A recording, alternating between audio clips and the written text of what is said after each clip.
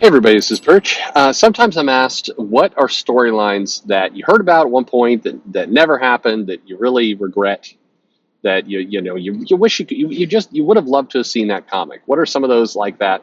And what are some that you heard that you're just like, oh my God, we dodged a bullet. Thank God we didn't get that one. So hey, that's an interesting question. I've got a couple in mind, two that have stuck in my mind over the years, and both actually I say over the years, but both are fairly recent. I think one was from about 3 years ago, and the other was I think 2 years ago. In terms of storylines that, or pitches, basically comic pitches that I think would have been super cool, and I wish we would have gotten. All right, so here goes. So should we do the good one or the bad? Let's end on a high note. So let me do the bad one first. So this was a storyline I heard that was pitched and was very close to going out to comics, and supposedly, and I can't confirm this, but supposedly there's even some hinting at this in the comic, that there was actually a little bit of a tease that this was good, that this was, they were leading up to this. They had to back away. So it concerns a Fantastic Four, and it concerns a storyline that has been part of the Fantastic Four forever, which is the one we all know and love, which is Nemur wants to have sex with Sue Storm, wants to sleep with Susan Richards, the Invisible Woman, Reed Richards' wife. And they've been teasing this now for several decades. This is the longest case of the hornies that we've seen in a long time. But basically, Namor, or I gotta remember, I gotta call him by his new name, his real name, Namor. Namor has had the hots for Sue Storm for a long time. And then when she got married to Reed, he was kind of pissy about that, but he continued to be like, "Hey, you know what? You know what's over here? Some fish dick. That's what's over here. You got to have it." And he's been pursuing her for forever, and it's been kind of an off and on again thing. There's actually been some editorial mandates at times to kind of cut back on that they didn't.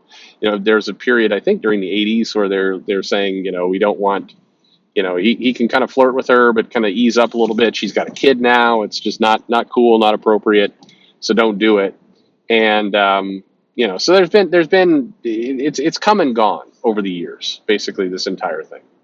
But this is there. So the storyline that was pitched was basically that they're going to reveal that not only was that attraction, Nemours, still alive and active, but that Sue Storm was actually I keep saying Sue Storm. She's married. Susan Richards, the Invisible Woman, was actually sleeping with him. That she was actually having sex with him. And here comes the part of the storyline that I hated. I mean, I hated everything so far, but I hated this part. Reed Richards was okay with it. That the smartest man on the planet, the trick would be that basically they would tease to the readers that Reed didn't know that she was, sleeping behind his back, and this would be an issue, and you know, all this kind of stuff. That basically that it was just it was disgusting, horrible. She's cheating on her husband, all the rest, and we were supposed to kind of mislead the readers that this was going on, and then only to find out later that Reed actually approved of it, that he was into it, that he was, basically he knows he devotes his life to science and to math, and he knows that, from a intellectual standpoint, that his wife needs to, get a good solid dicking once in a while, and Namor would be able to give it to her in a raw, passionate way that a man of science, wouldn't be able to, and that was basically the storyline. Um, so I mean, I hate it. I hate it on such a raw intellectual level. I think raw intellectual, just raw level, no intellect about it. I hate it. What I hate about that is that it's okay in comics, believe it or not, and I know a lot of creators struggle with this concept. It's okay to have an actual healthy marriage of people who love each other and are faithful and stick together. You don't need to write every single marriage that way, but every now and then is not a bad thing. They're busy trying to dissolve the Rogue Gambit marriage right now, So they've got thruples all over the place. It's okay to have just one good, solid, healthy relationship that just survives the test of time. Believe it or not, it is possible. And so I think that Reed and Sue are a good example of that. It's the Fantastic Four family is a good thing. So destroying that, I think, was horrible. So they didn't go through with that, but they really wanted to, and apparently it was very, very close. I think there was some editorial members are okay with it, and then somewhere along the line, somebody put the no to that.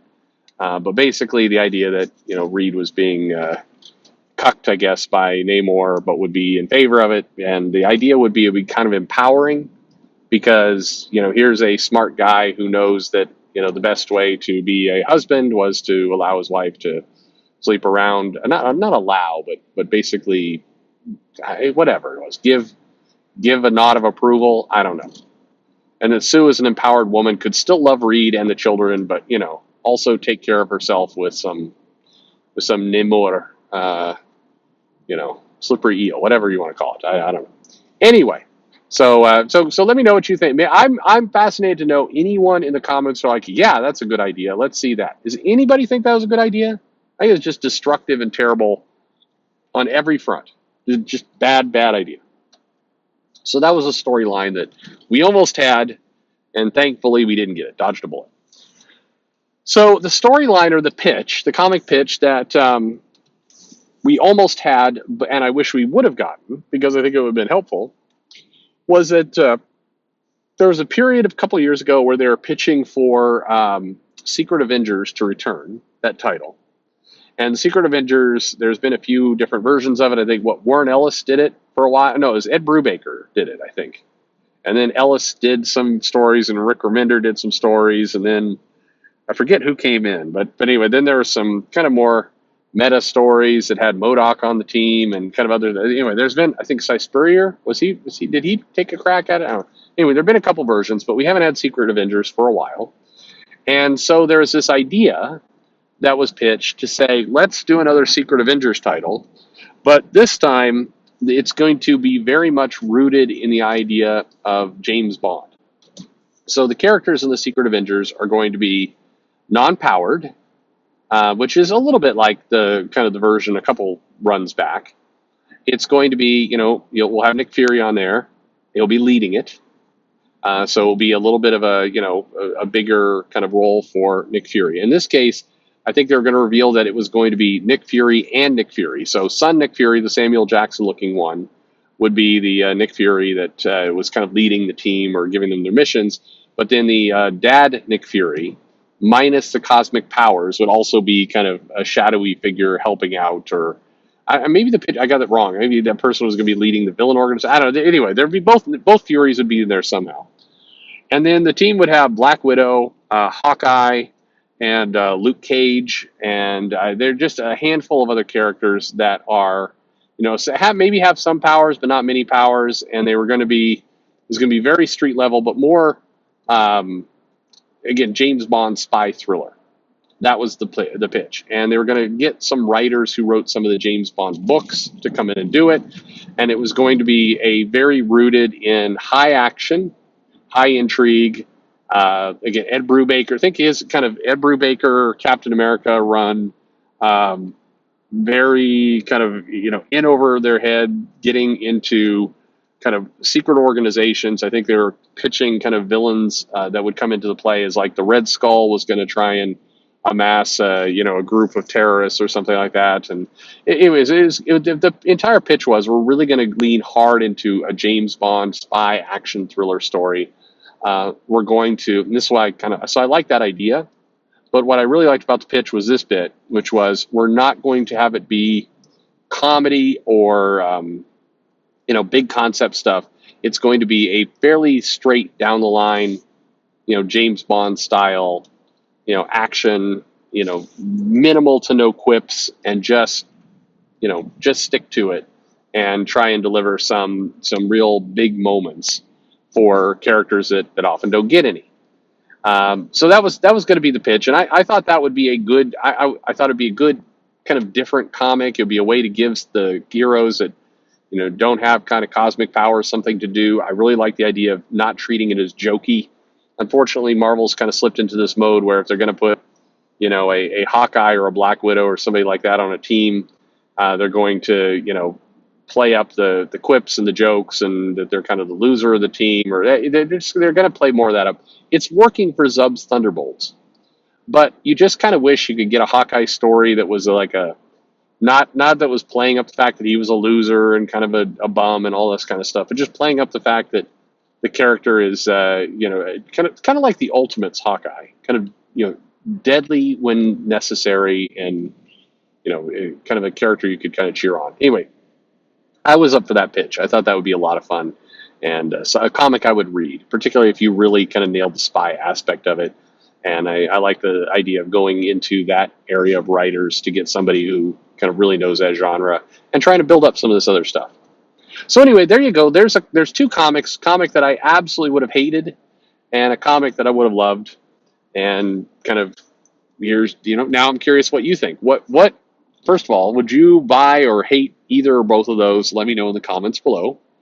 And then, have you heard of a story or a concept of something that was pitched that didn't happen? If so, what was it?